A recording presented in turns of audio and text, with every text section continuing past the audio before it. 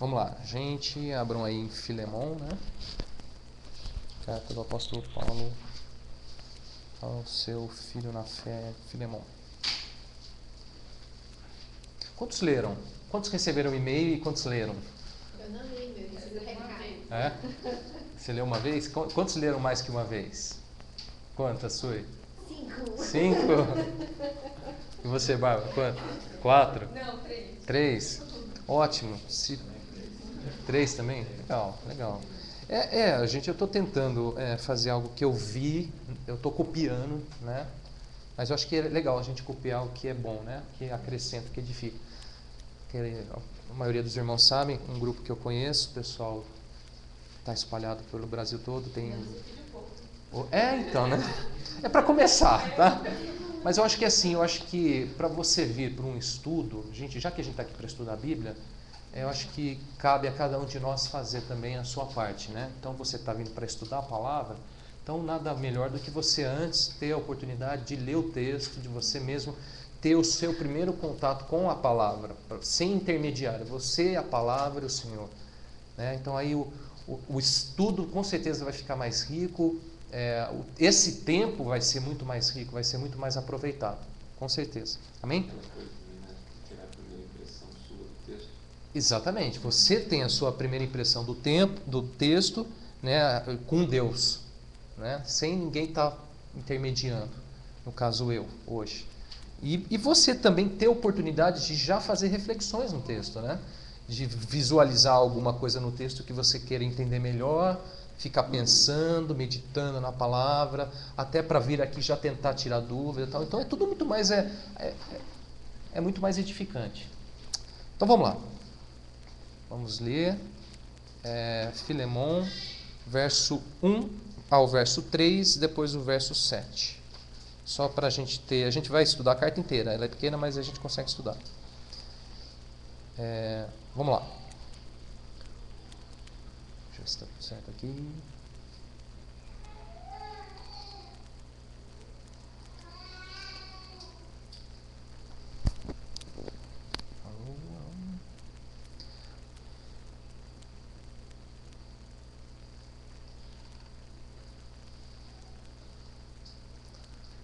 Bom, vamos lá.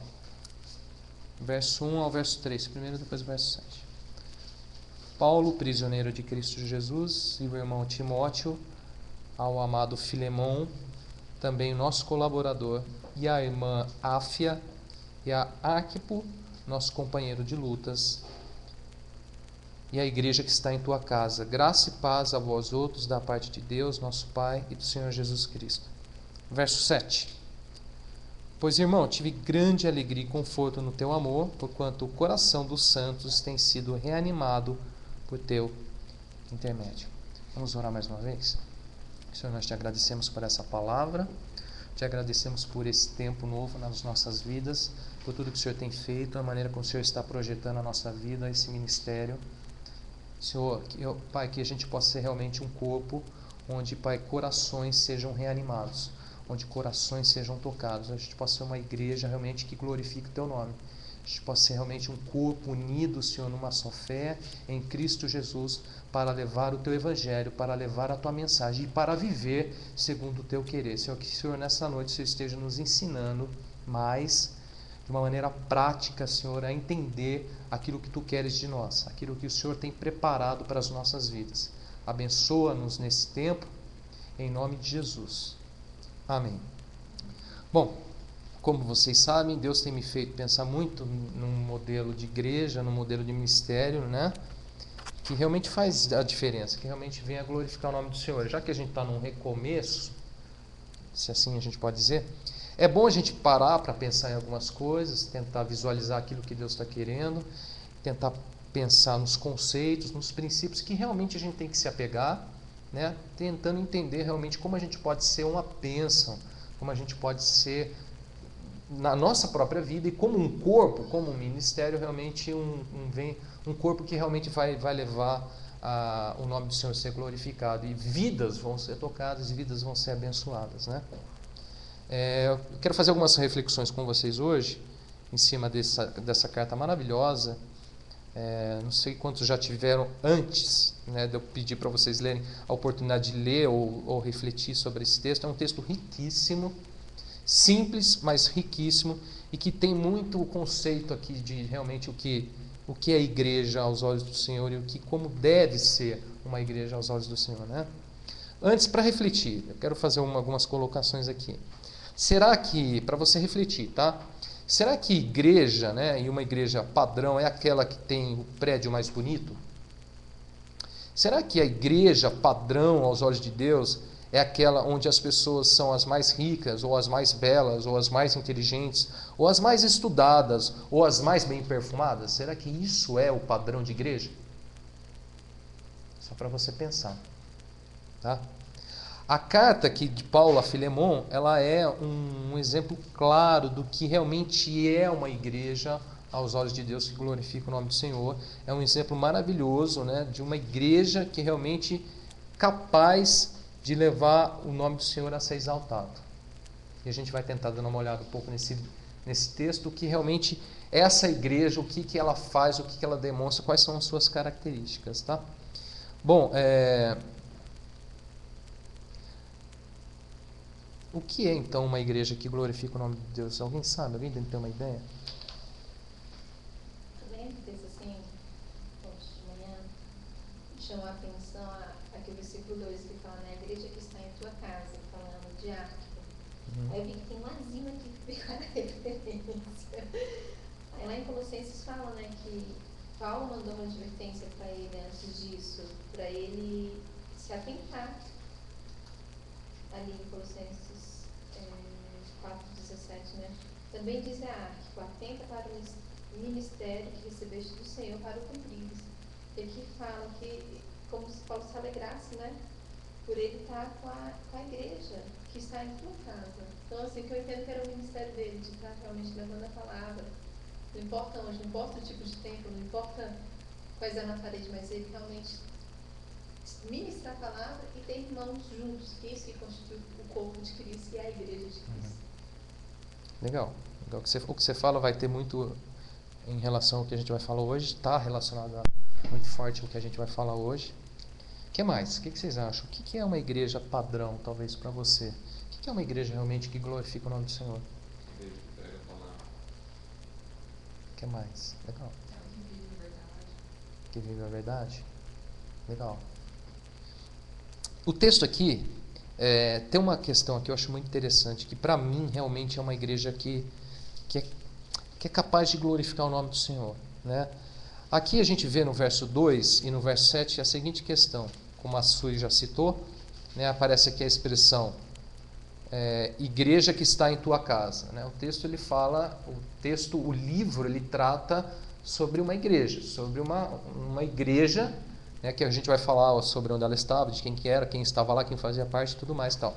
E aí no verso 7, olha só, ele diz assim: irmão, tive grande alegria e conforto no teu amor, porquanto o coração dos santos tem sido reanimado por teu intermédio. Aqui a gente vê nesse livro, olha que interessante, aqui a gente vê uma igreja, seu texto fala de igreja, né? Aqui a gente vê uma igreja onde os corações dos santos eram reanimados. Veja só, a gente vê aqui uma igreja capaz de tocar corações, né? Uma igreja que anima os corações, né? E não desanima. Para mim, isso aqui é parte desse modelo de uma igreja que realmente glorifica a Deus. O que é uma igreja que glorifica a Deus? É uma igreja capaz de tocar corações,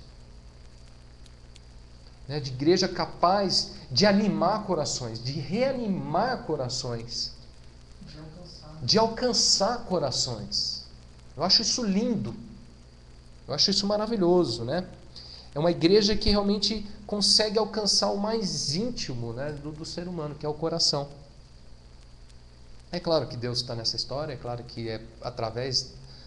isso aqui é só... a igreja é um canal, né? É Deus quem toca, é Deus quem faz, mas é a igreja que é o instrumento, a igreja é o... né, como aqui, ó, a gente vê aqui, ó, um irmão dentro da igreja lá, cujo Paulo está falando, olha, que tinha muita alegria, muito conforto, porque o coração dos santos estava sendo reanimado pelo intermédio dele. Olha que lindo isso.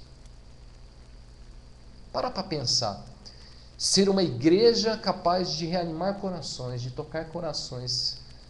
Você gostaria de fazer parte de uma igreja que é capaz de tocar coração, de reanimar coração?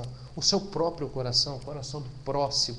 Mas um lugar onde o corpo se manifesta e corações são tocados, corações são abençoados, corações são realmente visitados pela graça de Deus, pela misericórdia de Deus, pelo poder de Deus. Eu quero fazer parte de um lugar assim. Você quer fazer parte de um lugar assim? Eu quero. Eu visualizo isso para o meu ministério. Eu procuro isso no meu ministério. Eu quero que o meu ministério, onde eu esteja, e quem estiver comigo, esteja caminhando nesse sentido. Ser um corpo capaz de tocar corações, de reanimar corações, de visitar, ser um instrumento de Deus para visitar o coração do próximo, animar o coração do próximo. Eu acho isso maravilhoso. Bom, uma pergunta então. Quais são as características de uma igreja como essa? Uma igreja capaz de tocar corações. Quais são as características? O que a gente pode dizer de uma igreja como essa? Como ela se demonstra? O que ela faz? Como ela vive? Né? Isso que a gente vai ver aqui um pouco no livro, né? E a gente vai dar uma olhada exatamente nessas questões. Mas antes, uma pergunta. O que é para você igreja? A gente tem que, antes de ver como é essa igreja, a gente tem que responder a essa pergunta. O que é igreja? Alguém sabe me dizer o que é igreja? O que é igreja? O corpo de Cristo. O corpo de Cristo. Mas o que é o corpo de Cristo? Pessoas. Comunhão dos santos.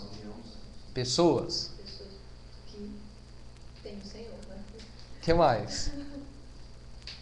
Muito bem, é isso mesmo. Vocês estão perfeitos. Vamos ver. No texto, exatamente, essa carta ela demonstra exatamente o que é igreja. Né? Antes da gente saber o que é essa igreja que toca a Deus, vamos entender o que é igreja. Lê para mim de novo alguém o verso 1 ao verso 3. Paulo, prisioneiro de Cristo Jesus, e o irmão Timóteo, ao amado Filemão, também nosso colaborador, e a irmã Áfia e a Arquipo, nosso companheiro de lutas, e a igreja que está em tua casa. Graça e paz a vós outros, da parte de Deus, nosso Pai e do Senhor Jesus Cristo. Você seria capaz de, só com esses 3 versículos, dizer, nesses 3 versículos, a resposta, o que é a igreja? Ser companheiro, colaborador, junto, mesmo distante, mesmo sendo prisioneiro. Mas quem é colaborador? Quem está junto? Prisioneiro de Cristo Jesus. Quem era o prisioneiro de Cristo Jesus? Paulo. Quem o mais? irmão Timóteo, colaborador Filemão, a irmã Áfia, companheiro Arquipo. Muito bem. É um conjunto Repara só, conjunto do quê? de pessoas. Pessoas. Gente, só nesse texto, nesses 3 versículos aqui, dá pra gente ver o que é igreja. Igreja são o quê? Pessoas. Aparece o texto, Paulo, prisioneiro de Cristo. Depois aparece, irmão Timóteo. Depois, amado Filemão. Depois aparece, irmã Áfia. Depois, Arquipo, companheiro. Ou seja, igreja, olha aqui, Paulo, Timóteo, Filemão, Áfia, Arquipo. Igreja é o quê?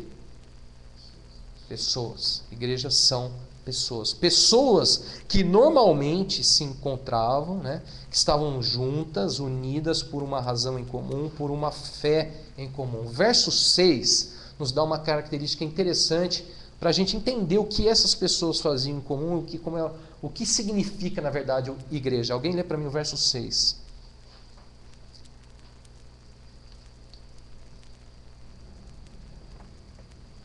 Para que a comunhão da tua fé se torne eficiente no pleno conhecimento de todo o bem que há em nós para com Cristo. Veja só, verso 6 aqui ele diz uma coisa muito importante em relação a essa questão, o que é igreja, que são pessoas. Ele fala assim, para que a comunhão da tua fé se torne eficiente no pleno conhecimento de todo o bem que há em nós para com Cristo. Gente, olha só, a igreja é onde há pessoas que estão o quê?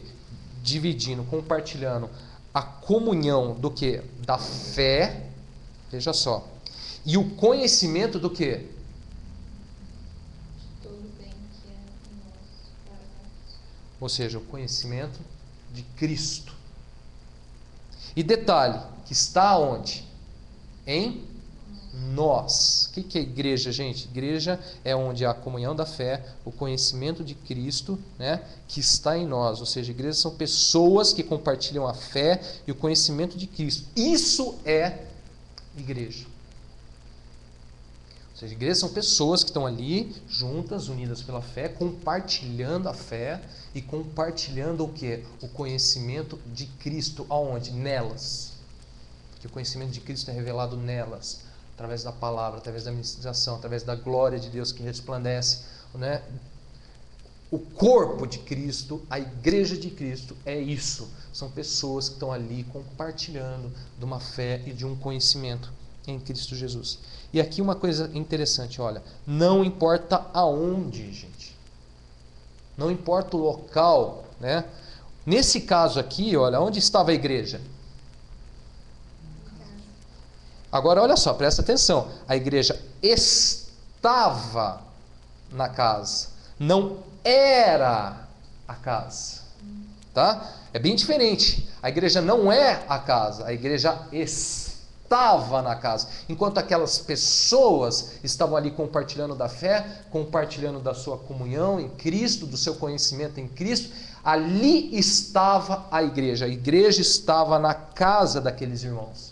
Mas a casa dos irmãos não era a igreja eram os irmãos naquele lugar.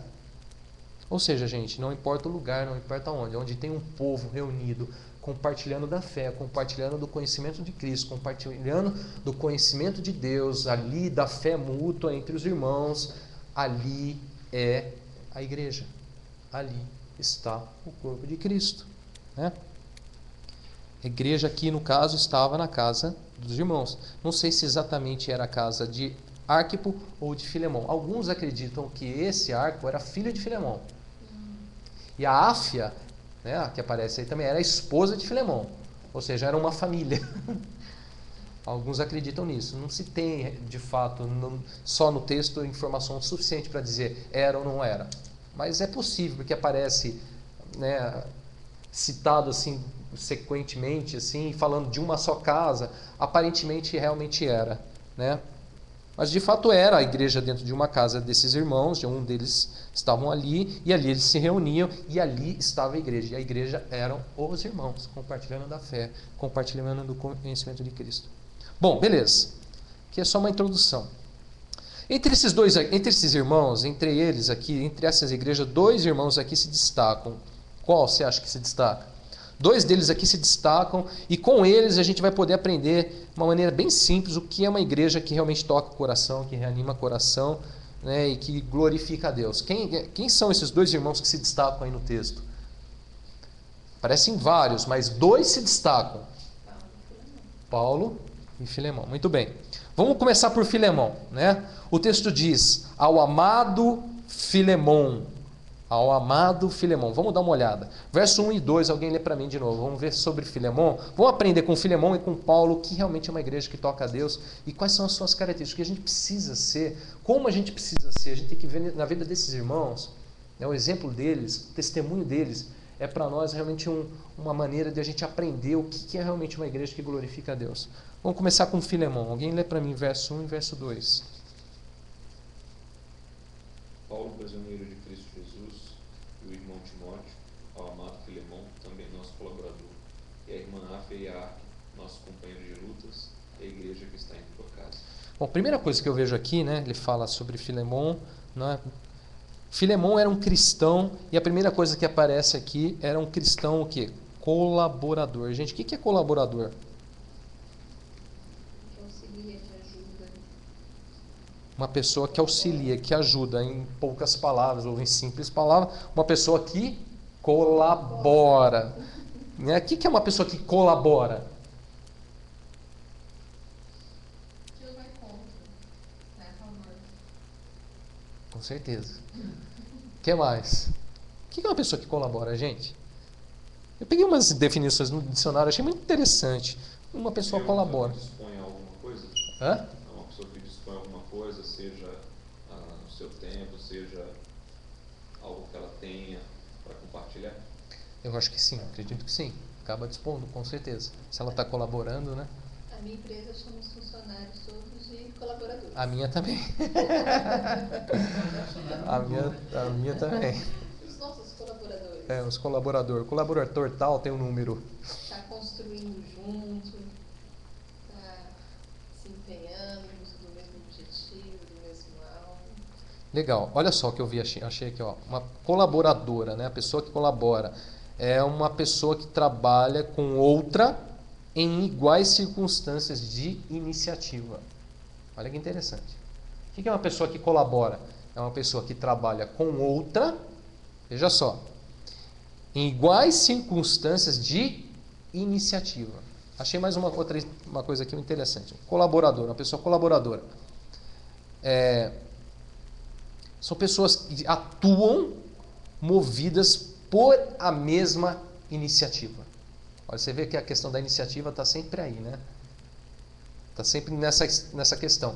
Ser colaborador é você ter uma mesma iniciativa, é você ser atuante, é você estar trabalhando junto com outra pessoa no mesmo caminho, né? E aqui, gente, interessante, porque assim, ó, ser cristão, ser uma igreja que realmente toca o coração, é uma igreja onde as pessoas, os cristãos ali, são, né, bênção, são realmente movidas por um mesmo objetivo e elas colaboram, elas atuam, né? Um cristão só é bênção somente quando ele é colaborador, gente, quando ele é atuante, né? Quando ele também é movido por iniciativa, quando ele também está caminhando no mesmo alvo, né? Um cristão imóvel, um cristão que não colabora, um cristão que não age, que não atua, que não está ali, participa, que não se move, gente, eu diria que é um cristão que desanima e não que anima. Né? Se a gente quer ser realmente tocar corações, se a gente quer realmente ser, né, um corpo e ser abençoador, a gente tem que ser colaborador, a gente tem que colaborar, a gente tem que participar, a gente tem que ser movido e a gente tem que estar atuando. Se a gente ficar imóvel, se a gente ficar parado, simplesmente ouvinte, geralmente o que acontece? O contrário, as pessoas acabam desanimando. Você gera desânimo e não ânimo. Você não reanima nada, você simplesmente desanima. Alguém quer falar alguma coisa sobre essa questão de colaborador? Tem várias características, a gente vai vendo outras. Se vocês me quiserem, a gente toca para outra. O que vocês acham disso? Vocês concordam? Colaborador é uma pessoa ativa, né?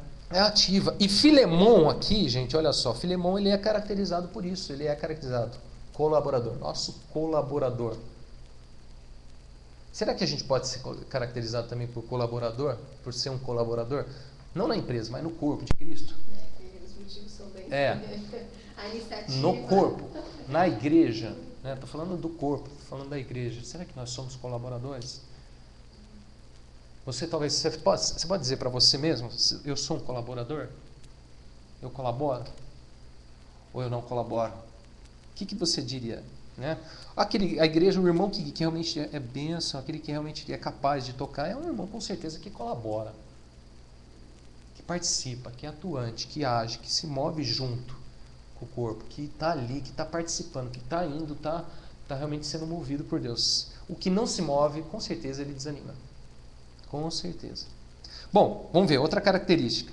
Filemão aqui é um cristão, ainda no verso 2, né? Junto com Arquipo e com África, que era o quê? Dá uma olhada aí no verso 2. Companheiros de luta. O que é ser companheiro de luta, gente? Que abraça a causa. Hã? Abraça a causa independente da circunstância. Abraça a causa independente da circunstância. O que é simplesmente ser companheiro? Estar ao lado, né? O que acompanha, o que anda junto. E o que é ser companheiro de luta? Se eu falar para você, ó, meu companheiro, ótimo, perfeito, glória a Deus. Agora se eu falar assim, meu companheiro de luta, não é companheiro de Hopi Hari, não é companheiro de, né, não é de cinema, não é companheiro só das coisas boas. Eu também gosto de Hopi Hari, eu gosto de cinema, eu gosto de, né? Mas é falar companheiro de luta. O que é ser companheiro de luta, gente?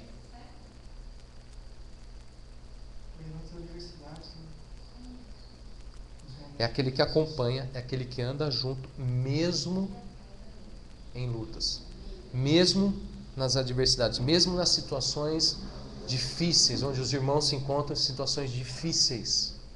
Veja só, gente, cristão é bênção quando ele se une às lutas dos irmãos e decide andar junto com ele. É. O próprio Paulo, né, fala para a igreja de Gálatas a seguinte expressão que eu acho maravilhosa. Gálatas capítulo 6, verso 2 diz assim: levai as cargas um dos outros. E isso, gente, para mim é lindo. A gente só é bênção, a gente só é realmente capaz de tocar corações, né, a gente só é capaz de ser uma igreja que se move, que realmente vai alcançar o coração dos outros, quando a gente for capaz realmente de ser como o Filemon, companheiro de luta. Companheiro, de ser capaz de andar junto, de acompanhar outros irmãos, mesmo quando eles estiverem na luta. Porque acompanhar quando estiver tudo fácil é muito fácil, né? Quando tiver a coisa está linda, tudo maravilhoso, realmente é fácil. Mas para reanimar o coração, a gente tem que ser capaz de ser companheiro de luta dos irmãos. Independente da luta, mas ser companheiro, estar ali junto, acompanhar realmente. Ser capaz de levar cargas uns dos outros. Será que a gente é capaz de levar cargas uns dos outros? Será que a gente é capaz realmente de ser um companheiro de luta, gente? Quem decide compartilhar das alegrias e das dores, né? Não é só das alegrias, é das dores também. Será que a gente é capaz de compartilhar das alegrias e das tristezas dos outros? Será? Então, concluindo aí, para mim reanimar o coração, eu preciso ser um companheiro nas lutas. Ser companheiro na luta, ser colaborador. É tudo característica de realmente aquele que é capaz de tocar corações. Por que você acha que Paulo fala assim? Né? Ele fala para Filemon, ele fala assim, estou com alegria, tenho grande alegria, que ele falou assim, ó, quer ver no verso 7? Tive grande alegria e conforto no teu amor, porquanto o coração dos santos tem sido reanimado por teu intermédio. Por que será que esse homem, né, tinha a capacidade de reanimar corações? Né, através da vida dele, corações eram reanimados. Por quê? Porque ele era, com certeza, uma pessoa colaboradora, uma pessoa que não só colaboradora, mas uma pessoa companheira do quê? De luta. O cara que estava ali na hora da luta do irmão, ele companheiro. Com certeza, gente, se a gente for companheiro de luta, a gente é capaz de animar corações. Agora, se a gente não for companheiro de luta, com certeza a gente vai ser capaz de, em vez de animar, desanimar corações. Cristão que abandona o outro irmão próximo, né, o próximo, né, ali no momento da luta, ele desanima, ele não anima. Se você abandona o próximo na hora da luta dele, na hora da dificuldade, você vai ser capaz de não de animá-lo, mas de desanimá-lo. Eu tenho certeza aqui que vocês, talvez se não todos, mas a maioria, já tiveram uma experiência de ser desanimado por cristãos. Talvez em situações exatamente como essas, né? Numa hora de uma luta, numa hora da adversidade, na hora que talvez você mais precisava, o cara pegou e... Aí, inclusive isso leva muita gente, inclusive, a questionar a própria fé, inclusive a própria ação de Deus, o Senhor e tudo mais. Está vendo? A gente é o instrumento. Nós somos o instrumento. Nós somos o canal. E a gente tem que estar muito atento. Nós somos companheiros de luta? Ou não? Né? Com certeza, o que é companheiro de luta anima, o que não acompanha desanima. Alguém quer falar alguma coisa sobre isso? Não? Então vamos ver outra coisa. Filemon, um cristão que, verso 2, gente, vê o que você acha dele aí, ainda no verso 2. O que você acha aí no verso 2 ainda, que é característica desse irmão aí, Filemon? Oi? Na casa dele? Com certeza. O que mais? Eu vejo uma coisa aí, é bem próximo disso que você está falando aí, Darcy. Está relacionado a isso que você está falando, mas eu vejo uma coisa a mais aí. Que mais? O que isso significa, gente? O que esse irmão fez quando ele ofereceu a cara dele? Para próximo, para permitir que a comunhão estivesse na casa dele.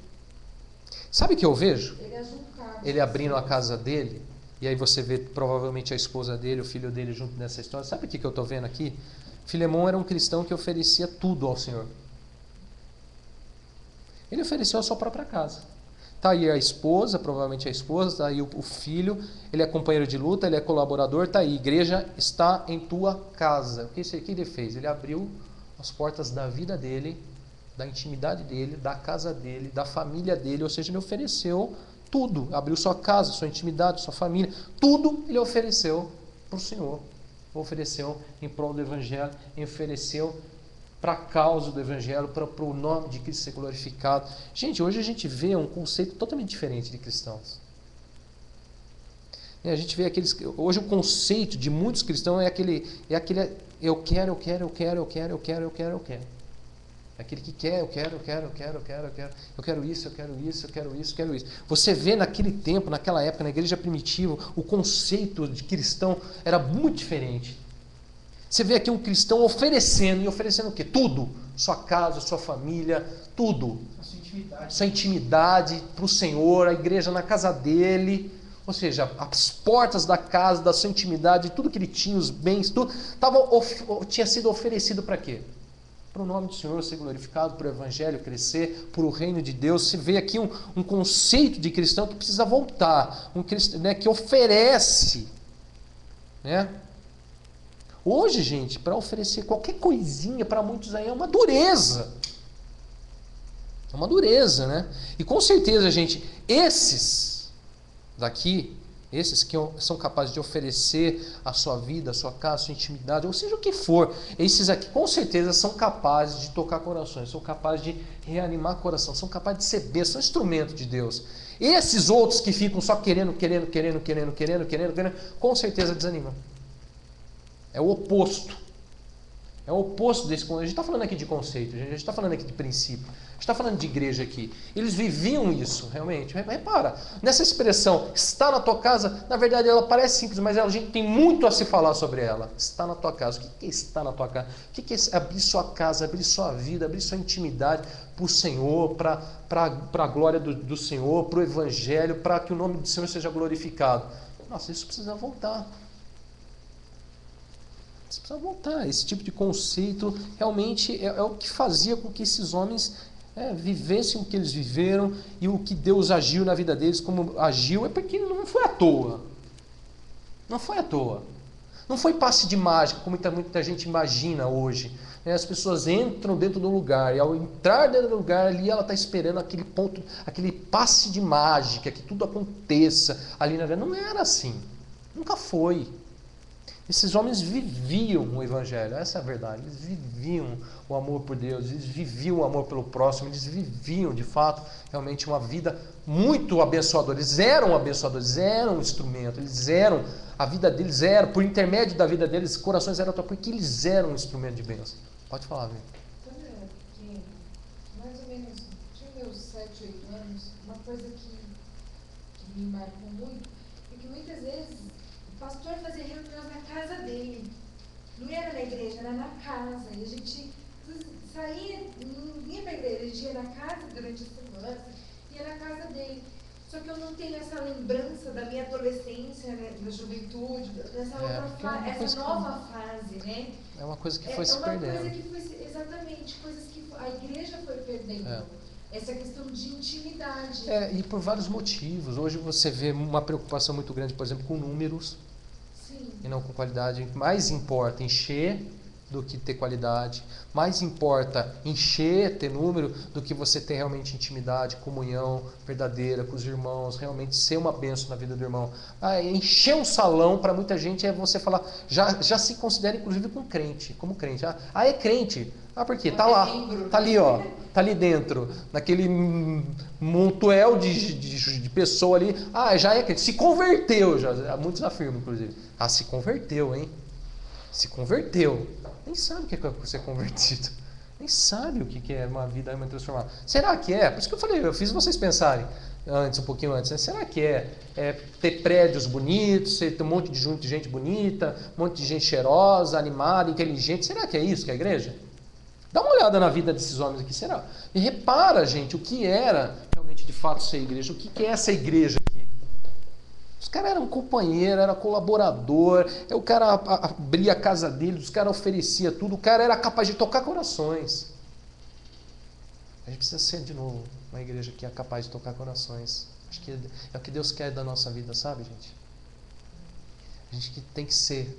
A gente tem que ser.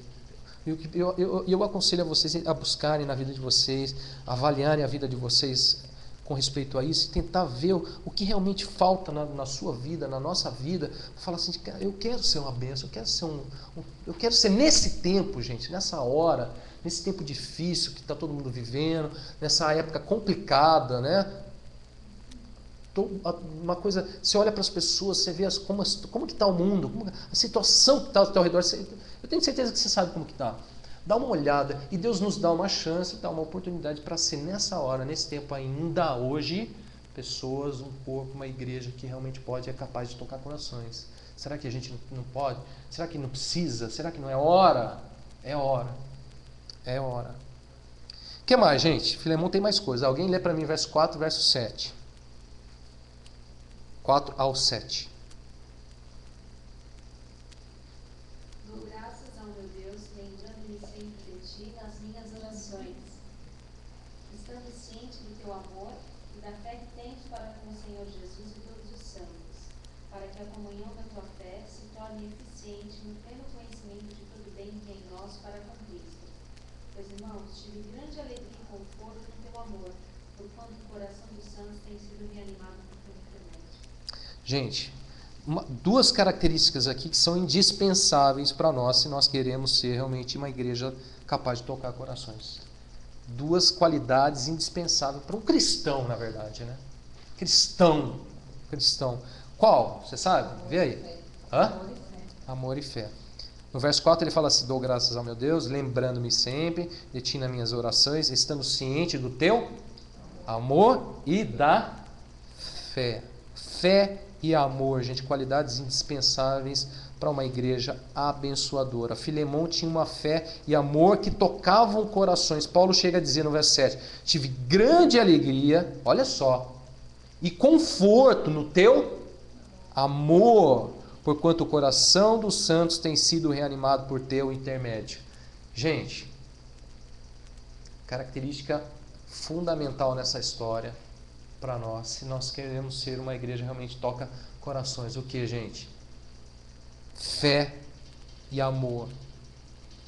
Imagina se alguém dissesse para você assim: olha, eu tive grande alegria e conforto. Você sabe que você pode trazer alegria e conforto para as vidas das pessoas? Como que você acha que corações vão ser reanimados? Vão ser reanimados quando nossa vida for capaz de levar para outra conforto, alegria. Tive grande conforto e alegria, né, no teu amor. Olha, o amor aqui é um item fundamental nessa história. Amor é capaz de confortar, de alegrar, de reanimar corações. Grande alegria e conforto no teu amor. Amor e fé de Filemão era aqui fonte de encorajamento, de conforto, de alegria. Fonte de conforto, encorajamento e de alegria. O próprio Paulo reconhece isso para si mesmo. Olha só, gente, essa ação e do amor e da fé de Filemão. No verso 20, ele diz assim: sim, irmão, que eu receba de ti no Senhor este benefício. Reanima-me o coração em Cristo Jesus. Olha só. O próprio Paulo falando para Filemão: olha, reanima o meu coração em Cristo Jesus. Paulo reconhecendo até para a vida dele a capacidade que Filemão tinha de tocar corações, de reanimar corações. Será que a nossa vida, gente, a gente é capaz de reanimar coração? Será que o amor que nós vivemos, será que a fé que nós vivemos é capaz de tocar corações? É capaz de alegrar, trazer conforto para as pessoas? Gente, é o que faz a diferença. É o que faz a diferença. Não é um prédio bonito, não é um prédio mais luxuoso. Tem gente que entra nesses prédios luxuosos e sai mais vazio do que entrou. Porque o que precisa é de um toque de graça, é um toque do amor. E sabe quem é o instrumento? São vidas. Deus usa vidas, Deus usa pessoas. Independe do local, cara.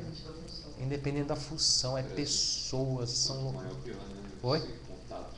quanto maior as coisas, pior o contato. Eu acho assim, eu acho que o problema não está se é maior ou se é menor, o problema é você trocar as coisas, é trocar os valores, é trocar os princípios. Se você ficar só preocupado com o maior, com o número, com o luxo e tal, e se você não preocupa em ser realmente, né, viver uma fé ativa, verdadeira, viver o amor de Deus, ser um colaborador, ser companheiro, pessoas que oferecem a Deus a vida, a casa, a família, a intimidade, realmente se abrem para o Evangelho. As pessoas estão trocando essas coisas, essa é a verdade. Prioridades, conceitos, princípios. Qualidade, não quantidade, né? Você vê há uma troca generalizada de princípios e conceitos, de valor, dinheiro. As pessoas, né? As pessoas, elas só valem a pena quando elas estão ali e tal, se ela está colaborando, quando tem um certo interesse. Não é isso que Deus propõe. Não é isso que a gente vê na palavra. Esses irmãos aqui, olha só, viviam uma fé, um amor. Eu tenho olhado para a palavra, Deus tem falado muito com fé sobre fé. Eu olho aqui alguns personagens na Bíblia. Hoje mesmo eu estava lendo aqui José, a vida de José, e eu vejo o que realmente é viver na fé. Esses homens viveram na fé, né? Por exemplo, José foi vendido pelo próprio irmão, olha só. Vendido pelo próprio irmão, foi injustiçado, né? Foi preso injustamente, foi colocado numa masmorra, se tornou escravo, tal, mas ele nunca deixou de crer que Deus fosse com ele. Ele nunca deixou de falar, não, Deus é comigo. E você vê em todas as fases da vida dele. Quando ele estava lá na casa de Potifar, ele fala assim, para a esposa de Potifar que queria que ele deitasse com ele, ele fala assim, eu não faria esse grande mal com meu senhor e não pecaria contra Deus. Ele estava lá, era escravo, tinha sido injustiçado, tinha sido vendido pelo próprio irmão, mas ele estava assim, não vou pecar contra Deus. Ele estava lá na prisão, e ele estava, onde você vê a vida de José, você vê ele falando de Deus, ele citando Deus. Tanto que quando ele se apresenta para Faraó, Faraó chama ele lá, que ele interpreta sonhos e tudo mais, Faraó pergunta para ele, eu fiquei sabendo que você interpretou o sonho do padeiro e do copeiro, tal. Ele fala assim, não está em mim, mas em Deus a interpretação. Até naquela hora, ele estava com a cabecinha dele, sabe aonde? Em Deus. Uma fé, gente, você olha para a vida desses homens, como Paulo, como esses homens, você vê a fé deles, a fé, e o amor, né? O amor que agia, que movia a vida deles, você via, fala assim, aí está o segredo, gente, o segredo está aí, esses homens viviam realmente o Evangelho resplandecia, sabe, era uma coisa que era clara, era explícita na vida deles. Gente, cristão sem fé e sem amor, uma coisa eu posso falar para vocês, com certeza desanima e não anima. Cristão sem fé, que não vive a fé realmente e que não vive o amor realmente, com certeza, em vez de animar, vai desanimar. A gente tem que aprender realmente a fé desses homens, a fé, o amor que esses homens viveram, o amor pelo próximo, o amor por Deus, para que a gente possa realmente ser capaz de tocar corações. Bom, vamos lá, tem mais coisa. Alguém lê para mim verso 10 ao verso 16.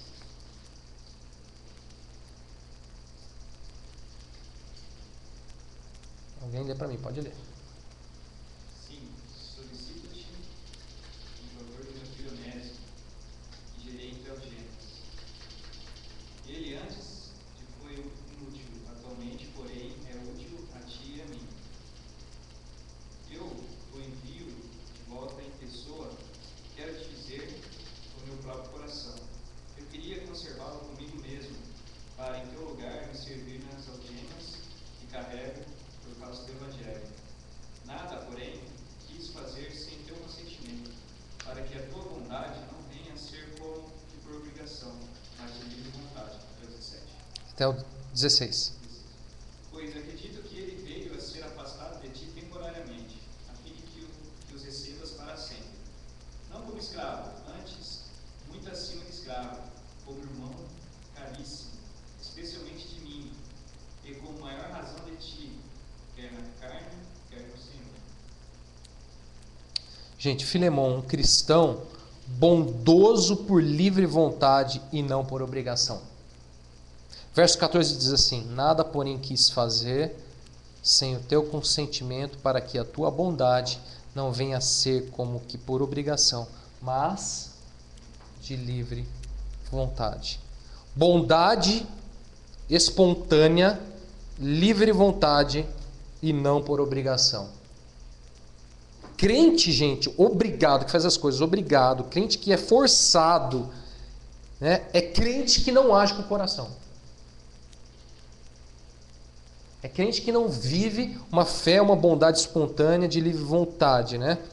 Ainda mais quando falamos a respeito de bondade. Quando a gente fala de bondade, né, veja só, no caso de Filemon aqui, repara só, que ele fala assim: para que a tua bondade não venha a ser como que por obrigação, mas de livre vontade. Tem que entender isso, né? Aqui é o seguinte, Paulo está falando em respeito dele receber de volta Onésimo, né? No verso 10 fala assim: solicito-te em favor do meu filho Onésimo, que gerei entre algemas. Ele está falando deste Onésimo, que uma pessoa que se converteu através do ministério de Paulo, quando Paulo estava preso, e ele está falando para Filemon recebê-lo de volta, né? Porque esse Onésimo, né, diz aí a palavra, que é alguém que anteriormente tinha sido inútil, tanto para Paulo como para Filemon, né? E está aí no verso 11, ó, antes foi inútil, atualmente, porém, é útil. Olha, uma pessoa que tinha sido inútil. E mais, olha só, alguém que aparentemente causou algum dano para Filemon, né? E lhe devia algo. Ó, no verso 18 diz o quê? Alguém lê para mim o verso 18.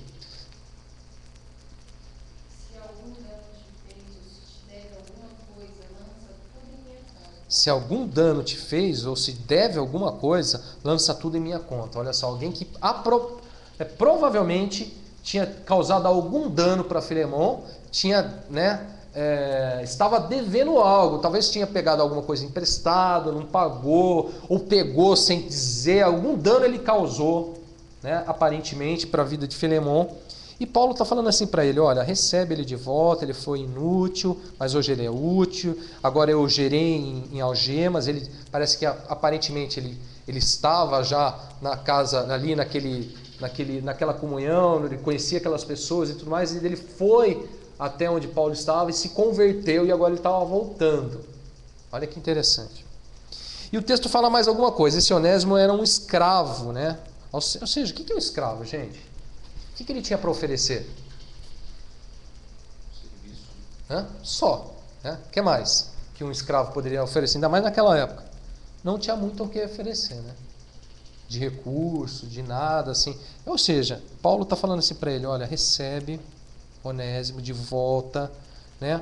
Mas aí ele fala assim, no verso 14: nada, porém, quis fazer sem seu consentimento, porque Paulo estava mandando ele de volta, né, para que a tua bondade não venha a ser como por obrigação, mas de livre vontade. Pois eu acredito que ele veio a ser afastado de ti temporariamente, a fim de que o recebas para sempre. Não como escravo, antes, muito acima de escravo, como irmão caríssimo, especialmente de mim, com maior razão, de ti, quer na carne, quer no Senhor. Ou seja, gente, o que ele está falando aqui? Paulo disse assim: não o receba como escravo, e sim como irmão, ou seja, de boa vontade, não sendo por obrigação. Bondade aqui, gente, olha só, ilustra o que, gente? A beleza da benignidade, do perdão, da misericórdia que deve haver entre os cristãos.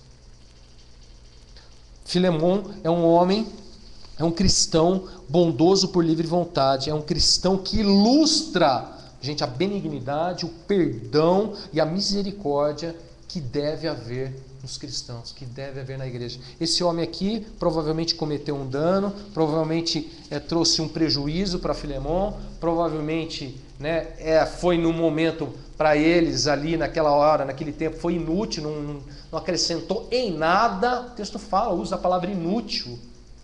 Mas Paulo está falando assim: agora receba, e não como escravo, né, mas como um irmão, ou seja, não veja ele como alguém para baixo, não é agora que ele está voltando que você vai botar o pé sobre a cabeça dele e falar: agora que vai ver. Não, mas você fala assim: olha, haja com bondade e por livre vontade, não por obrigação. né? Você não vê aqui acepção de pessoas, você não vê aqui nada disso. Você vê um amor livre, um amor espontâneo. Você vê aqui uma atitude realmente não forçada. Esses homens viviam o que, gente? Viviam uma fé íntima no coração deles. E a fé, né, se demonstrava em amor, se demonstrava em perdão, se demonstrava em misericórdia, se demonstrava realmente numa atitude simples, verdadeira de evangelho. Isso é evangelho, gente. Isso é ser cristão. Né? De fato, ser uma igreja que toca coração é ser uma igreja capaz de perdoar, uma igreja capaz de receber, uma igreja capaz do que, gente? De ser misericordioso, benigno, bondoso e de livre vontade.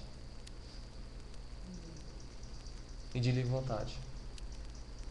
A gente é capaz de tocar corações quando a gente faz isso de livre vontade. A gente faz porque a gente faz porque a gente vive, a gente faz porque a gente ama o Senhor, a gente faz porque a gente realmente quer ser bênção na vida das pessoas, porque a gente crê no poder do Evangelho, no poder do perdão, no poder do amor, no poder da fé. A gente faz isso por livre e espontânea vontade. Não é porque alguém está pedindo, não é porque um está mandando, não é porque o pastor falou, não é porque não é para isso, mas é para glorificar Deus, é para realmente glorificar o nome do Senhor, é porque nós vivemos isso, porque nós temos isso como princípio, como valor, como esses homens. Eu acho maravilhosa essa expressão, né? De livre, espontânea vontade, não por obrigação. A gente precisa voltar a fazer as coisas por livre, espontânea vontade. Mesmo o perdão, mesmo a misericórdia, a benignidade. Tem gente que fica esperando um empurrãozinho para fazer essas coisas, sabe? Empurrãozinho. Gente, a gente não precisa de empurrãozinho para ser misericordioso. A gente não precisa de empurrãozinho nenhum para ser benigno, para ser misericordioso, para perdoar, para receber, para ser hospitaleiro, para ser amável, para ser... Não. O empurrãozinho que a gente precisava, a gente já teve há muito tempo, quando a gente conheceu Cristo. Tem empurrãozinho melhor que esse. Não tem empurrãozinho melhor que esse, é Cristo. É Cristo. Né? Ser capaz de poder receber pessoas que já fizeram mal. Será que a gente vai ser capaz disso? Será que nós somos capazes? Será que o amor de Deus é tão grande na nossa vida? Será que o amor de Deus é tão forte na nossa vida, é capaz de recebermos pessoas que realmente já nos fizeram mal, inclusive? Será que seremos uma igreja capaz de tocar corações dessa maneira?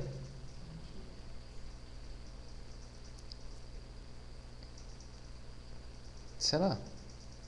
Será que nós vamos viver uma fé de livre e espontânea vontade? Não por obrigação? Será que a gente vai viver uma fé, um amor, a vida realmente sem ninguém estar falando, vai lá, faz isso, faz isso, faz isso, faz isso, faz isso, faz isso, faz isso, faz isso. Ah, tá bom, eu vou, ai, tá bom, eu vou, ai, tá bom, eu vou, ai, tá bem, eu vou, ai, tá bem, eu vou. Esses homens viviam a fé, é maravilhoso isso. Paulo fala lá no verso 20, quando ele fala assim, sim, irmão, receba de ti no Senhor esse benefício de receber ele. Paulo queria que eles recebessem de volta aquele irmão. Para eles isso era um benefício. E isso para ele era reanimar o coração. Porque ele falou assim, reanima o meu coração em Cristo. Se eles recebessem ele dessa maneira, Paulo ia ser reanimado. Paulo estava na prisão. E ele seria reanimado. Reanima o meu coração em Cristo. Me faça este benefício. Benefício. Será que seremos capazes de fazer benefício? Uma igreja que toca corações é a igreja que é capaz de fazer um benefício ao próximo. Tem uns aí que estão fazendo o quê? Estão fazendo ao contrário. A gente tem que ser uma igreja capaz de levar benefício ao próximo, né? De acrescentar realmente ao próximo, de edificar realmente ao próximo por amor, pela nossa fé, pela nossa vida, realmente capaz de tocar, ser um instrumento mesmo de Deus, né? Alguém quer falar mais alguma coisa sobre isso? Tem mais algumas coisas sobre Filemão. O que vocês acham disso? Vocês estão muito quietos. Oi? Isso é evangelho. Isso é evangelho. Isso é igreja.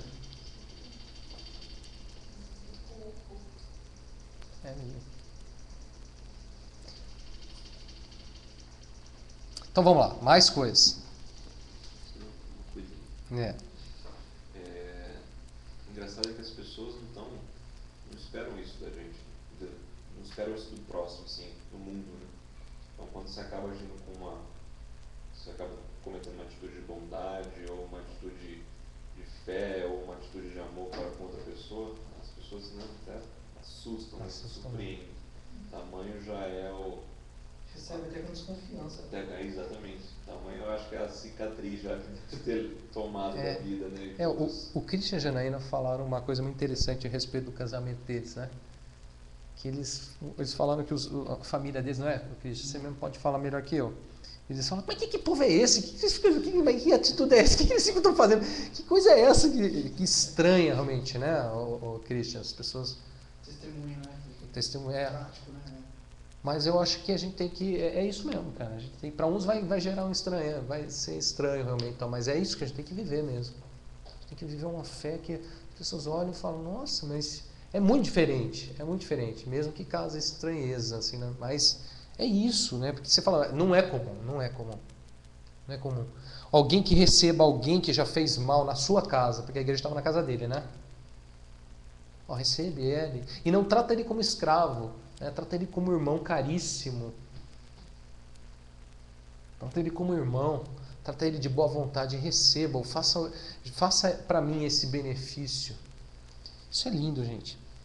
Isso é lindo. Agora, olha só. Ainda sobre Filemão aqui, né? Última característica sobre Filemão. Verso 21, ele diz assim: certo como estou da tua obediência, eu te escrevo sabendo que fará mais do que estou te pedindo. Olha só, gente. Filemão era um cristão, gente, com um espírito do quê? De excelência. O texto fala, né, cita aqui a obediência, né? Filemão era obediente, ele fala, certo como estou da tua obediência, né? Característica básica, né, gente? Básica. Precisa falar muito sobre obediência? Obediência, né? É o abecedário, como alguns dizem, do cristão, né? Obedecer. Não é ABCD, é obedecer. Obediência, né? A característica base de um cristão. Mas olha só, gente, não é só ser obediente. Paulo, o texto fala assim, ó, certo estou da tua obediência, eu te escrevo sabendo que fará mais do que estou pedindo. Fazia mais do que se esperava dele. Filemão tinha um espírito excelente, né? Paulo dizia, estou certo, estou sabendo que farás mais do que eu estou te pedindo. Certo, sei que fará mais do que estou te pedindo. Cristão que se limita somente ao que se pede, a gente não anima muito. Quando a gente se limita somente ao que se pede, a gente se limita à média. A gente se coloca na média, né? Na mediocridade. O que é mediocridade? É aquele que está na média, né? Nem abaixo nem acima, está na média. Paulo fala assim, estou certo que vai fazer mais do que eu estou te pedindo. Esse irmão, Filemão, ele era um cristão capaz de fazer mais do que se pedia. Era uma pessoa realmente de abençoar, de reanimar o coração, porque ele tinha um espírito dentro dele de excelência. E Paulo estava certo disso. Estou certo que você vai fazer mais do que eu estou te pedindo. Será que alguém pode dizer de você tamanha qualidade, tamanha, né, preciosidade? Será que nós somos capazes de fazer mais do que as pessoas esperam? Em Cristo, em Deus? Será que nós somos capazes de realmente tocar corações fazendo mais do que se pede? Será que nossa obediência é capaz de nos levar a viver uma fé realmente viva, eficaz, excelente, é capaz de levar para o próximo aquilo a mais do que se espera? Sabendo que farás mais do que estou pedindo. Eu gostei demais dessa expressão, eu estou pegando ela para mim, cara. Sabendo que fará mais do que você está pedindo. Uma pessoa vem e te pede uma coisa, você vai lá e faz mais do que está pedindo. Porque não era um fardo. Hã? Não era um fardo, era um prazer para Filemão. O que eu vejo aqui é isso. Para ele, tudo isso não era um fardo, não era uma obrigação, mas era prazeroso. Era um prazer, era a sua vida. Era da alma dele, era da alma, era do coração dele. Era algo assim que brotava de dentro dele. Era Ele fazia com gratidão. Eu vejo aqui assim, que era a atitude dele era uma forma de gratidão a Deus, de poder fazer, e aí a ânsia dele querer fazer mais do que aquilo que lhe era pedido, então, de receber, né? Mas era uma forma também, essa questão de glorificar mesmo. Glorificar, e vejo essa questão de glorificar como gratidão também. De Deus estar permitindo tudo isso e ele fazer mais. Tudo que estava a seu alcance, ele ia fazia além. Fazia mais. Eu acho que nós temos que ser realmente cristãos que fazem além, faz a mais. Eu lembrei de uma coisa agora, lembrei de uma experiência que eu tive com o Gustavo, um amigo meu. Uma vez ele estava recebendo na casa dele uns missionários da Argentina e tudo mais, entre eles meninos e meninas. Ele tinha uma menina lá muito simples, muito pobre, veio da Argentina, tal, passou uma semana aí e tal. E ela não tinha roupa direito, assim, não tinha sapato, não tinha... E ele sentiu no coração dele de comprar umas coisinhas lá, tal. Vamos comprar um sapato para ele e tal, para ela, vamos comprar uma blusa, ela não tem... Aí ele me chamou, falou assim, você quer ajudar? Você não quer participar? Vamos comprar uma blusinha, eu compro uma blusa, você compra um sapato e tal. Eu falei, Gustavo, beleza, e fomos no shopping. Foi eu e ele no shopping. Aí eu cheguei lá na loja, a gente chegou lá na loja, eu falei assim, vou comprar um sapato, uma blusa. Ela não tinha nada, estava usando roupas íntimas da irmã do Gustavo emprestado. Uma situação assim, sabe, pessoas que realmente vai ainda fazendo a obra, assim, mas por amor mesmo, sem nada, sem condição nenhuma. Falei, Gustavo, vamos abençoar mesmo, o que ela precisa. A gente começou a comprar um monte de coisa, como blusa, camisa, malha, compramos um vale para ela ir comprar roupa íntima, 2 sapatos, chinelo, comprou um monte de coisa. O Gustavo, a gente começou a empolgar, assim, vamos comprar isso aí, fomos em uma loja, compramos outra, começou a comprar um monte de coisa. E aí a gente foi entregar para ela. Quando a gente entregou para ela, a gente começou a entregar, ela começou a chorar, mas chorava. E na época eu tinha um Jeep, assim, eu na rua, no meio da rua, entregando para ela, eu abri, estava atrás do Jeep, assim, comecei a entregar para ela, isso aqui, ela começou a chorar, mas não tem só isso, começamos a dar, não, tem isso aqui também, tem isso aqui também, e começamos a dar um monte de coisa para ela, e ela começou a chorar, chorava de alegria. Aí ela pegou e falou assim, você sabe que eu vim aqui na fé, vim aqui para o Brasil pela fé, mas lá na Argentina eu tive que vender tudo que eu tinha, inclusive as roupas do corpo, para vir para cá. Mas Deus tinha me falado que quando eu chegasse aqui, Deus ia me abençoar em dobro. Ia dar tudo do bom e do melhor, ia dar muito mais do que eu pedia e pensava. Naquele momento onde fomos uma bênção na vida dela e fizemos mais do que se esperava, nós fazíamos algo que dava no coração de Deus e que já tinha sido colocado no coração dela.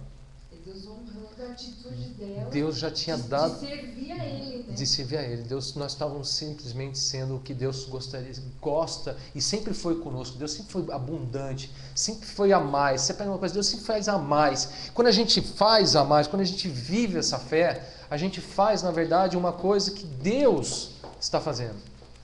A gente vive realmente um sentimento de Deus, a gente demonstra um sentimento de Deus. Como a gente é capaz de tocar corações, como a gente é capaz de realmente reanimar corações, quando as pessoas veem na nossa vida realmente essa qualidade de Deus de fazer além do que se espera, além daquilo que realmente a gente estava imaginando. Aquela história, é melhor dar do que receber. Do que dar. Gente, a gente precisa... O Evangelho é simples, mas o Evangelho é para ser vivido.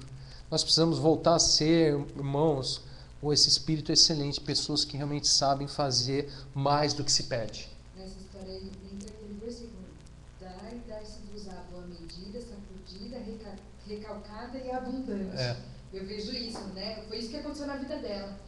Ela deu e ela recebeu o abundante na vida, assim. Por Deus foi além daquilo que ela imaginava. E foi tão tremendo que por anos, ela mandava recado pela irmã do Gustavo. Manda um Deus abençoe para aqueles irmãos. Ela nem lembrava do nosso irmão, amigo. Nem lembrava. Porque ela ficou tão rapidinho, foi tão rápido, foi tão... Sabe quando acontece? Aquela oportunidade que você tem de abençoar alguém, você vai, você abençoa e tal. Mas aquilo marcou tanto nela que ela, por anos, ela mandava, manda um beijo para aqueles irmãos, eu tenho orado por eles, que não sei o que. A gente acaba conquistando um irmão, né? Lá de longe, então a gente ganha, irmão, uma pessoa, o amor de uma pessoa. Acaba animando, né? Anima, fortalece, você abençoa, você... Gente, será que nós somos capazes de fazer mais do que se pede? Será que você é capaz de fazer mais do que se pede? Por amor a Deus, por amor ao Evangelho, por amor ao próximo, por amor realmente ao Senhor Jesus, para que o nome dele seja glorificado, para que o nome dele seja exaltado? Será que você é capaz?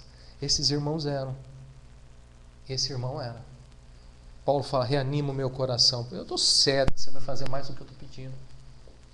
Faz para mim esse benefício. Gente, a gente precisa aprender a viver esse Evangelho. A gente precisa viver, voltar a viver esse Evangelho, né? Bom, Filemão. Vamos ver Paulo agora. Paulo, prisioneiro de Cristo Jesus.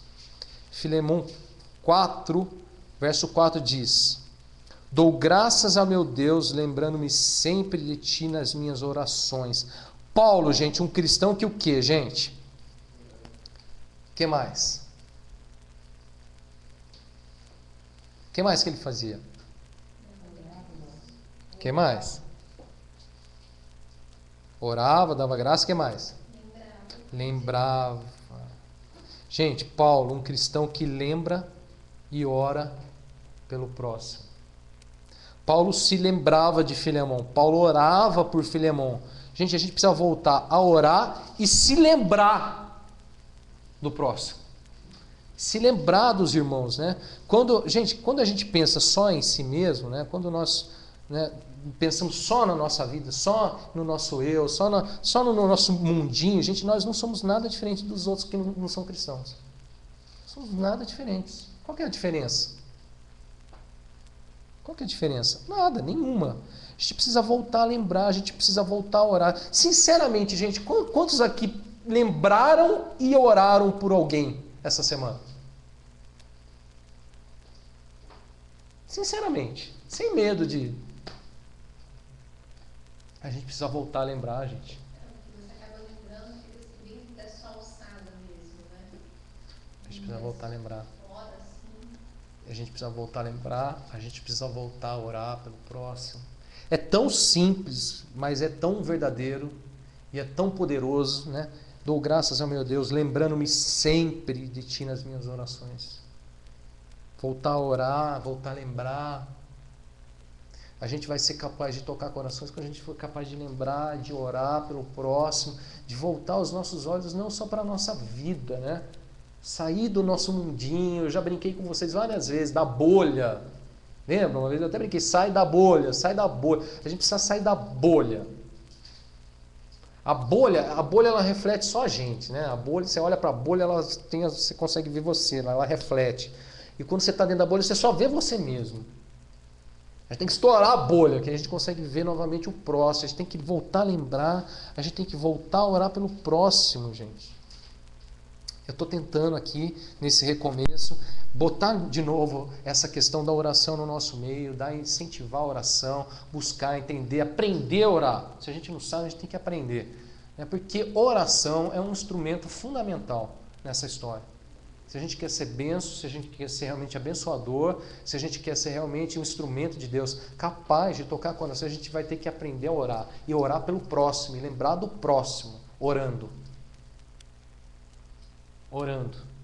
A melhor coisa assim é anotar, para não esquecer. Seja qual for os recursos, né, nós tivemos. Eu encontrei com uma mulher assim, ela começou a conversar comigo, né, no ponto de ônibus, né, que eu esperando o ônibus, e ela estava reclamando um pouco assim, da empregada, porque ela é empregada doméstica, né, e ela falou assim que a patroa dela estava brigando, ela estava cantando música evangélica, né, só que ela falou assim, então, sabe, eu estou desviada porque não consegui largar do vício do cigarro, né.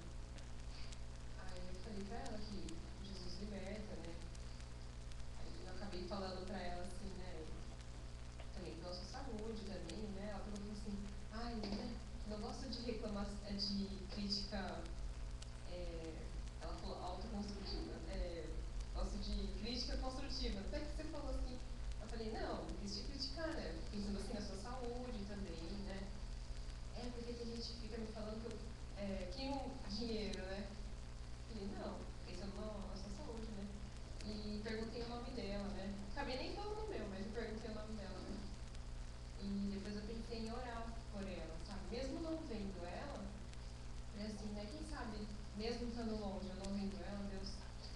agir na vida dela, sabe, pela oração. Não sei se tem outra pessoa orando por ela, né? Aí eu fiquei pensando no nome dela, pra não esquecer, né? Aí eu anotei pra Eu acho vai ótimo. saber que é aquela mulher. Eu acho ótimo. A gente tem que ter uns caderninhos, sabe? Eu até estava falando pro Christian. Eu falei, Christian, vamos fazer um caderninho aqui de oração. Aí a gente coloca os motivos de orações que precisam orar, o que pelas pessoas que a gente precisa orar, tal. A gente vai tendo o caderninho, vai orando. E depois a gente bota, quando tiver a resposta de Deus, a gente bota a resposta. Ó, essa aqui, ó, a resposta, foi a resposta. Ó, Deus deu essa resposta, deu essa resposta, deu essa. E não deixa de orar enquanto Deus não responder. A gente tem que ter, sabe? A gente tem que voltar a orar, a gente tem que voltar a lembrar do próximo. É tão simples, mas é tão poderoso. Tenho certeza que muita gente já foi tocada quando alguém lembrou dela. Você já foi tocado quando você viu alguém lembrando de você? Puxa vida, eu lembrei de você com isso. Você nem espera, né? Quando lembra... Aqui, ó, gente, uma união perfeita aqui. Lembrar e orar. A gente podia botar aqui, né? Lembre e ore. Lembre e ore. Pra gente lembrar e orar. Lembre e ore. O que vocês acham? Lembre e ore. Vamos aprender a lembrar e orar. Eu acho que é mais Lembrar isso, e orar. É que essa questão da agora mesmo. Lembrar que não é só você que precisa de oração, não é só os que estão do seu lado, mas é aquele que de repente sumiu. Por que a pessoa de repente parou de vir? De repente a pessoa está longe? E não só porquê, mas esse porquê às vezes é um problema, porque a gente devia saber. Exatamente. Às vezes a pessoa estava no nosso meio, andou no nosso meio por muito tempo e a gente sequer sabia o que ela estava passando. Exatamente. E isso é ser cristão, né? Isso é viver em igreja. É mais do que você frequentar um lugar ou estar naquele local e sentar e ouvir e falar, oi, tudo bem? Não. Oi, tudo bem? Está precisando de alguma coisa? Eu posso te ajudar em alguma coisa? É esse o a mais de Filemão, eu acho, aí, que Com esse certeza. a mais do Filemão, juntando com o lembrar e o orar do Paulo. Né? Isso é viver em Cristo, né? Com certeza. Isso. Uma coisa que a gente tinha, que era Eu não posso te ajudar, mas fulano pode. que era uma dificuldade que a gente tinha quando a gente estava lá no outro local que a gente se encontrava, é que a gente terminava, muita gente saía correndo, porque tinha já outros compromissos e tudo mais, tal. A gente não conseguia, né, nem ter tempo às vezes de pessoas, né? Chegava, já foi. Por isso que eu quero, assim, eu tenho tentado incentivar, depois aqui a gente tem um estudo, a gente tem tempo de oração, tal, depois a gente tem um tempo de comunhão aqui, que é um tempo onde a gente tem oportunidade de chegar às vezes na pessoa, de falar, de saber o que está acontecendo. Como que a gente vai saber? Se a pessoa já sai correndo. Então, ter tempo de poder investir em pessoas, é tempo de ter comunhão, é tempo para orar, é tempo para buscar, é tempo de lembrar. Né? Quantas vezes a gente acaba se lembrando, né? Fica mais fácil. A gente se lembra quando a gente acaba se aproximando da pessoa e a gente começa a ter uma intimidade com a pessoa começa a falar mais coisas e começa a se lembrar mais. Então, a gente tem que ter tempo para isso, tem que buscar realmente viver esse tipo de coisa para que a gente possa ser realmente bênção na vida das pessoas, ser canal de bênçãos, capaz de tocar realmente corações. Queria falar alguma coisa? Não? Então vamos lá, tem mais coisa. Verso 8 ao verso 13, alguém lê para mim. Manuela não, ainda não. Já quer ler, Manuela? Alguém lê para mim, verso 8 ao verso 13. Pois bem, ainda que eu sinta plena liberdade em Cristo para te ordenar o que convém, prefiro todavia solicitar em nome do amor, sendo o que sou, Paulo, o velho e agora até prisioneiro de Cristo Jesus. Sim, solicito-te em favor de meu filho Onésimo, que gerei entre algemas. Ele antes te foi inútil, atualmente, porém, é útil, a ti e a mim. Eu te envio de volta em pessoa, quero dizer, meu próprio coração. Eu queria conservá-lo comigo mesmo, para em teu lugar me servir nas algemas que carrego por causa do Evangelho. Gente, olha só, Paulo aqui, um cristão que não usa da sua autoridade de forma inconveniente. Paulo fala assim no verso 8, ele diz assim, ainda que eu sinta plena liberdade em Cristo para te ordenar, Você já tem como convém. Ou seja, embora eu tenha plena liberdade em Cristo para te ordenar, né? Ou seja, ele sabe da autoridade que ele tem na vida daquela pessoa, na vida, no caso de Filemon, né? Ele fala assim no verso 9, ó, prefiro todavia, o quê? Solicitar-te em nome do amor, sendo o que eu sou, Paulo, velho e agora até prisioneiro em Cristo Jesus. Ainda que eu sinta plena liberdade em Cristo para te ordenar, eu prefiro, todavia, solicitar em nome do amor. Olha disso. Isso mostra que ele não abusava da autoridade. Não Deus abusava. tinha dado para ele. Embora ele tivesse autoridade, e ele tinha, né? E isso acontece, Deus levanta pessoas no nosso meio com autoridade, mas embora Deus levante pessoas com autoridade, Deus nunca deu a elas o direito de abusar dessa autoridade. Muito pelo contrário. Ele não fazia disso uma imposição. Muito pelo contrário. Você vê aqui um homem que sabe usar de uma maneira correta, dentro dos valores, dos princípios do reino de Deus, a sua autoridade sobre o próximo. Ele fala assim, embora eu saiba da minha liberdade em Cristo, olha o que ele está falando, para te ordenar.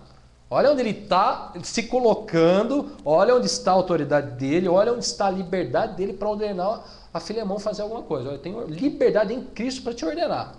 Olha isso. Embora eu saiba disso, ele fala assim, eu prefiro solicitar-te em nome do amor. Né? Eu prefiro solicitar. Gente, hoje a gente vê muitos cristãos que acreditam estar revestidos de autoridade para fazer o que quiser com as pessoas. Né? Assim, vários dominadores, aí, muitos deles cruéis e egoístas. Sai fora, meu. Sai fora. Pedro, ele alerta muito sobre isso no ministério. Quer ver? Na carta de Pedro, 2 Pedro. Ou primeiro, deixa eu ver aqui exatamente. E por isso que para Filemão não era um fardo, não era um peso fazer as coisas que Paulo pedia, solicitava para ele. Era tudo em amor. Porque era em amor. Não é? É. E hoje a gente não vê isso nas igrejas. Porque não era amor. Olha só, eu acho lindo isso, porque assim, é um cristão verdadeiro falando para um cristão verdadeiro, né? Um cristão que vive fé e amor falando para um outro que vive fé e amor. Ele fala assim, nossa, embora eu tenha liberdade, te peço, eu prefiro solicitar em amor, mas certo que eu sei que você vai fazer mais do que eu estou pedindo, que você vai reanimar meu coração. É lindo, é maravilhoso, né? É tremendo, muito diferente do que a gente tem encontrado por aí, muito diferente. E por isso que entra na questão das pessoas não se reanimarem, se frustrarem muito com a atual igreja, porque é exatamente o oposto que acontece. O que eu vejo, eu vi já muito, as pessoas abusarem da autoridade para com os fiéis, né? E aí gerar todo esse desconforto e fazer o oposto do que deveria fazer. Em vez de gerar amor, gerar frustração, raiva. Né? A gente vai estar sempre caminhando entre essas duas situações. Ou você anima ou você reanima. Ou você anima, aliás, anima ou desanima. Anima ou desanima. Alguma coisa nesse sentido que é o seguinte: esse tipo de atitude de abuso de autoridade tem até mesmo impedido muitas pessoas de conhecerem o verdadeiro amor. Sem dúvida. Em vez de atrair para Deus, você acaba repelindo, né? Acaba colocando um acaba afastando de conhecer. Acaba afastando, com certeza. Olha só o que Pedro falou. 1 Pedro, carta de Pedro, né? Não, 2 capítulo 5. Ele fala um pouco sobre a questão do ministério aqui, sobre os presbíteros, ministros, né? Ele fala assim, rogo, pois, aos presbíteros, capítulo 5 de 1 Pedro, que há entre vós, eu presbítero como eles, Pedro está falando, eu presbítero como eles, e testemunhas do sofrimento de Cristo, e ainda co-participantes da glória que há de ser revelada, pastorearem o rebanho de Deus, que é entre vós, olha só, não por constrangimento, mas espontaneamente, como a gente viu Paulo falando para Filemão, fazer por livre vontade. Depois ele fala assim, como Deus quer, nem por sorte da ganância, mas de boa vontade, nem como dominadores dos que foram confiados, antes tornando-vos modelos do rebanho. Olha só. Não como dominador, dos que vos forem confiados. Você vê que Paulo, de maneira nenhuma, ele fala assim, olha aqui, Filemão, eu estou te mandando isso aqui, você faz isso aí, que não sei o quê. Quando eu chegar aí, a gente se resolve, hein? Ó, você sabe, eu sou autoridade, ó, não toque nos ungidos de Deus. Tem muita gente que ainda usa os textos para se justificar, falar coisas assim. Paulo, eu acho, é maravilhoso. Gente, é maravilhoso o testemunho deles aqui. A gente tem que ver, a gente está pensando, a gente está repensando, a gente está buscando princípios, valores para se fundamentar, para crescer fundamentado. E a gente tem que ver aqui, a autoridade é dada por Deus, amém, em Cristo Jesus, glória a Deus por isso, mas a autoridade, mas para ser vivida em amor, no amor. Como se relacionar entre irmãos. Como se relacionar entre irmãos e com a autoridade. Com a autoridade. A autoridade, né? Com a autoridade em amor. Em resposta do amor, por amor, pelo amor. Isso gera respeito. Isso gera respeito, isso gera o nome do Senhor é glorificado, isso reanima coração. Gera fé. Isso reanima coração. Fé, Alegria. alegria, conforto. É um cristão para outro cristão aqui, é um devolvendo para o outro, assim, é lindo, é maravilhoso isso. É maravilhoso. Paulo, né, você vê, Filemão, ele era colaborador, companheiro de luta, tudo aquilo que a gente viu. Paulo aqui, ó, lembrava, orava, agia com a sua autoridade de uma maneira tremenda, excelente, né? De momento nenhum você vê ele de maneira inconveniente, assim, né? Faça isso, irmão, vai, depois a gente resolve. Né? Agindo de forma inconveniente. Pelo contrário, né? Uma maneira diferente, realmente como Cristo mesmo, o próprio Cristo agia, tal, essas pessoas trouxeram para elas, né? Embora eles se vissem em autoridade em Cristo, eles agiam como Cristo. Isso é maravilhoso. E aqui tem mais uma coisa, ó, nesse mesmo texto que a gente leu. Ele fala: prefiro, todavia, solicitar em nome do amor, sendo que sou Paulo, velho e agora até prisioneiro de Cristo Jesus. Depois no verso 13 ele diz assim: eu queria conservá-lo comigo mesmo para em teu lugar me servir nas algemas que carrego por causa do Evangelho. Sabe o que eu vejo na vida de Paulo aqui, gente? Paulo, um cristão, né, um servo do Senhor, que vive até as últimas consequências por amor a Cristo. Vive até as últimas consequências por amor a Cristo. Ele fala assim, Paulo, prisioneiro de Cristo Jesus. Depois ele fala assim, Paulo, nas algemas que carrega por causa do Evangelho. Pergunta, gente, até quais consequências você está disposto a viver pelo Evangelho?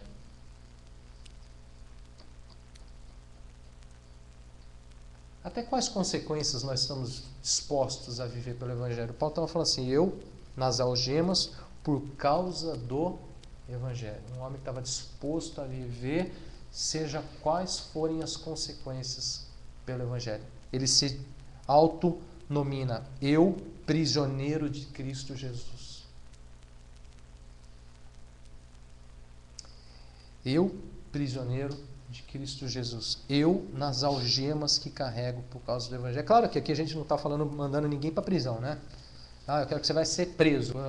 Claro que não é isso. Mas eu estou falando aqui, gente, de um testemunho de gente que estava disposto a pagar o preço que for pelo Evangelho. Que preço nós estamos dispostos a pagar pelo Evangelho? Que preço nós estamos dispostos a pagar pelo Evangelho? Falando em preço, olha só, verso 17 e 19, para completar e para terminar, ele fala assim, se portanto me consideras companheiro, recebe-o. Ele está falando para Filemão com respeito a Onésimo, né? Para receber Onésimo. Recebe-o como se fosse de mim mesmo. Se algum dano te fez, ou se te alguma coisa, se te deve alguma coisa, lança tudo em minha conta. Eu, Paulo, de próprio punho, o escrevo. Eu pagarei, para não te alegar que também tu me deves até a ti mesmo. Paulo, gente, era um cristão que vive o Evangelho até as suas últimas consequências. Paulo era um evangelho, né, vivia um evangelho, era um cristão que pagava um preço por amor ao próximo. Ele dizia assim, ó, se ele te deve alguma coisa, se ele te causou algum dano, bota na minha conta E ele diz assim, eu, Paulo, de próprio punho, escrevo, eu pagarei. Gente, será que a gente está disposto a pagar um preço pelo próximo? Esses homens estavam. Será que a gente está disposto realmente a viver um evangelho que a gente paga um preço? Preço era no literal aqui, ó. Vê o que ele está te devendo aí, bota na minha conta, quando eu te encontrar eu vou aí e eu te pago. Eu estou escrevendo de próprio punho. Eu pagarei. Não, ele não perguntou nem quanto, ele perguntou quanto, mas ele falou assim, bota na minha conta, eu pagarei. E ele está falando, ó, aqui, ó, um homem que estava dentro da prisão, dizendo, eu pagarei. Ele não estava empregado, ele não estava bem de vida, ele não estava vivendo na prosperidade, que muitos aí gostariam de viver, ele estava lá preso dizendo assim, eu pagarei. Bota na minha conta. Eu pagarei. Que preço nós estamos dispostos a pagar pelo próximo? Se a gente quer ser realmente uma bênção, ser capaz de tocar corações, que preço nós estamos dispostos a pagar pelo Evangelho, gente, por amor ao próximo? Que preço? É muito diferente de muitos aí hoje, né? Vem, traz para mim, dá aqui, dá para aqui para mim, vem aqui, bota, traz aqui, traz. Quem tem 5, quem tem 10, quem tem 15, quem tem 20, 30, 20. Esse aqui está falando assim, eu pagarei. Bota na minha conta. Eu pagarei. Bota na minha conta. Será que você é capaz de dizer, bota na minha conta? Eu pagarei? Nós somos capazes de dizer, bota na minha conta? Eu pagarei? Que evangelho nós estamos vivendo, gente? Que evangelho nós estamos acostumados? Eu acho que nós estamos acostumados com um evangelho meio pobre, sinceramente. Não de dinheiro, mas de vida. Pobre de espírito, pobre de atitude, pobre de princípios, pobre de amor, pobre de fé. Que preço nós estamos dispostos a pagar? Pergunta. Pobre de Cristo. Você quer ser uma pessoa capaz de tocar corações? Você vai ter que falar para você mesmo. Bota na minha conta. Eu pagarei. Você é capaz de dizer, falar, bota na minha conta, eu pagarei. De assumir o dano de outros, de você assumir o prejuízo de outro, de você se colocar no lugar do outro e dizer, bota na minha conta, eu pagarei. Você é disposto a isso? Analisar riscos e consequências. Por amor ao Evangelho, por amor a Deus, por amor ao próximo. Gente, pode falar. Você pode dizer que eu fico errado, não, tá? Mas assim, olhando para uma outra perspectiva, eu fico vendo Cristo diante de Deus e do diabo dizendo, bota na minha conta, eu pagarei. Teoricamente, ele pagou. Ele pagou. Não, sim, teoricamente não, literalmente. Eu sei, estou falando teoricamente, se encaixa no mesmo padrão. É a mesma atitude. Na mesma atitude. É a mesma atitude, com certeza, com certeza. O pagamento dele foi com o que ele pôde como pagamento. Aí tá, Paulo, vou até pegar a tua reflexão e pegar aqui para fazer, vocês reflitam na seguinte questão. Esse estudo aqui nos leva a entender o que é igreja. O que é igreja, talvez muito diferente do que a gente está acostumado, né? O que é igreja, gente? O que é ser uma igreja? O que é viver como uma igreja? Você vê aqui, com certeza, reflete muito o sentimento de Cristo, reflete muito a atitude de Cristo na vida deles, está na atitude deles, na maneira como eles pensavam, como eles agiam, o que eles viviam, refletiam, com certeza, Cristo. Com certeza. Se alguém só faz isso por amor ao Evangelho, por amor a Deus, por amor ao próximo, por amor ao próximo, por amor ao Evangelho. Esses homens estavam dispostos, como Filemão, como Paulo. Então, um abriu a casa, a intimidade, o outro lá na prisão, falando, eu vou pagar! Eu pago! Vê aí o que está lá, bota na minha conta aí, eu pago. Gente, a gente está disposto a pagar? A gente está disposto a viver? Está na hora de parar de brincar de igreja, a verdade é essa, sabe? Parar de brincar de igreja. Não há mais tempo. Não tem mais tempo de brincar de igreja. Tem muita gente que está brincando de igreja. Chega de brincar de igreja. Brincar de igreja desanima e machuca muita gente. Fere e não glorifica o nome do Senhor. A gente tem que começar a olhar para essa palavra, para a Bíblia, para a vida desses homens e falar assim, ó, o testemunho está aqui. Gente, não tem desculpa. Assim, se desculpa, mas não tem desculpa. Desculpa, mas não tem desculpa. Nós não temos mais tempo para brincadeira. Nós não temos mais tempo para discutir, para pensar nas vaidades humanas que os caras estão aí pensando, correndo atrás do vento, brincando, pulando, salteando, gritando. Gente,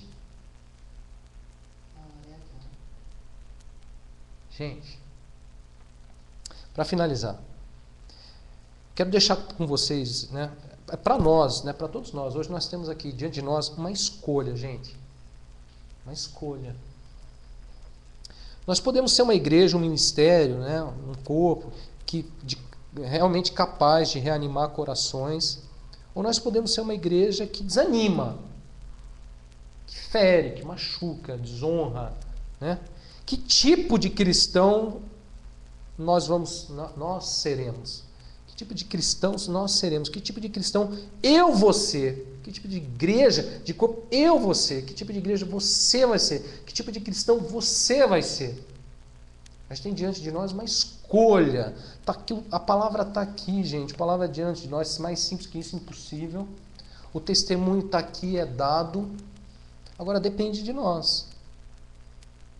Será que nós seremos capazes de lembrar, de orar pelo próximo? Será que nós seremos capazes será? Companheiro, colaborador. Será que nós somos capazes, gente, de oferecer nossa vida, nossa intimidade ao Senhor, de viver em amor, em fé, ser bondoso, de viver não por obrigação, mas o amor por livre e boa vontade? Será, gente? Será que nós vamos viver com um espírito excelente, ter espírito excelente, sabe, fazer mais do que se espera? Será? A escolha é nossa, a decisão é nossa. Alguém gostaria de falar alguma coisa? A gente vai orar.